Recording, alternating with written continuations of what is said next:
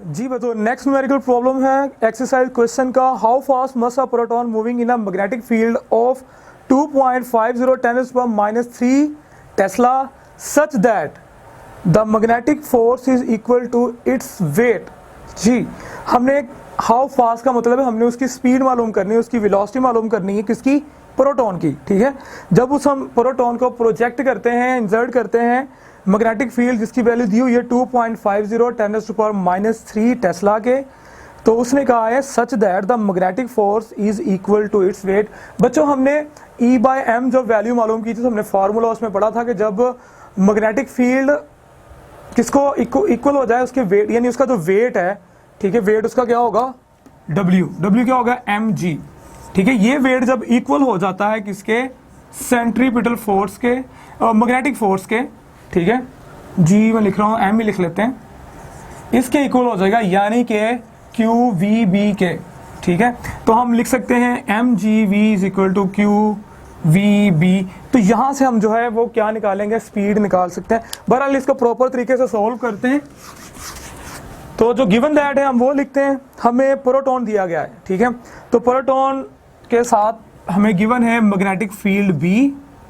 Okay, B की value हमें given है 2.50 10 -3 टेस्ला के। बस हमें ये इंफॉर्मेशन गिवन है, बाकी कहा गया उसका वेट जो है, आपको पता है वेट क्या होता है, mg के इक्वल होता है। So we need mass of proton.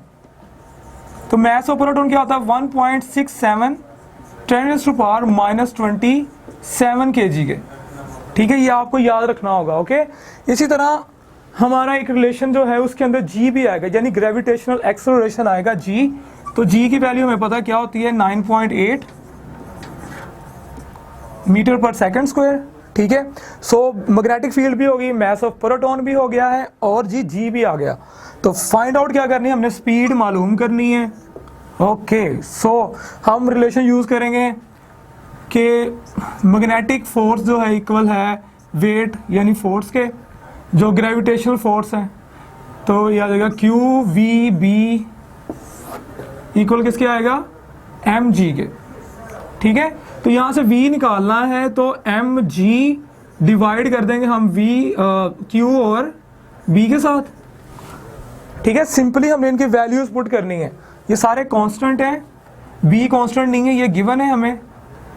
Okay, Q क्या है, Q भी लिख लें जी। Q है 1.6 10 -19 कूलम। ठीक है, आपको Q की वैल्यू भी याद नहीं चाहिए। जो एक प्रोटॉन है या एक इलेक्ट्रॉन है उसके ऊपर जो चार्ज होता है वो Q होता है, वो कितना है, 1.6 10 -19 कूलम।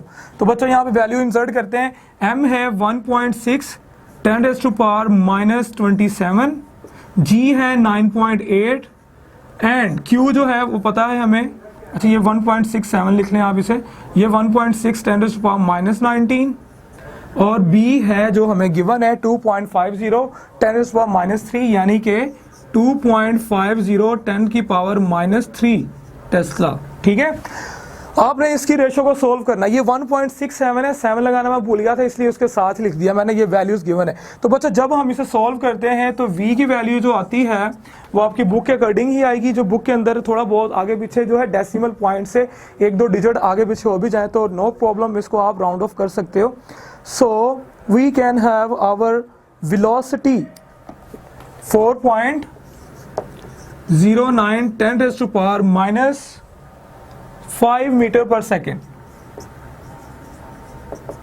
ठीक है, तो आपने इस रेशो को सोल्व करना है। 1.67 10 -27, this is the mass of proton. 9.8 metre per second square जो है वो होता है ग्रेविटेशनल एक्सेलरेशन। नीचे चार्ज Q 1.6 10 -19 चार्ज हो जाएगा, एंड B 2.50 10⁻³ जो है, अगर आप इसकी वैल्यूज पुट करें तो आपके पास जो वैल्यू आ जाएगी वो वैल्यू आ जाएगी 4.09 10⁻⁵ की।